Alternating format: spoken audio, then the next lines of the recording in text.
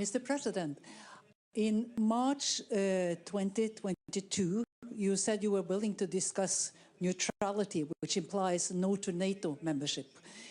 Is that a question that you still are willing to discuss, neutrality? I never stated that I am ready to discuss neutrality of Ukraine.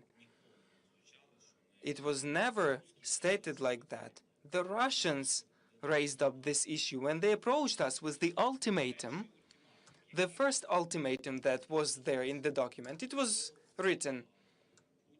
Putin, they didn't even suggest it, they demanded it to decrease the size of Ukrainian army to 80,000 personnel. Imagine the difference. Now the army that is there is 800,000. So 50,000 is what they wanted.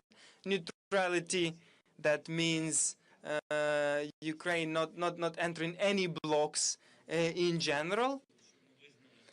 Then they wanted us to recognize the occupied territories as Russian, and there was a lot of other things there.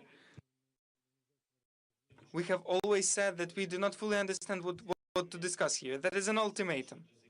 It's not an offer to end the war.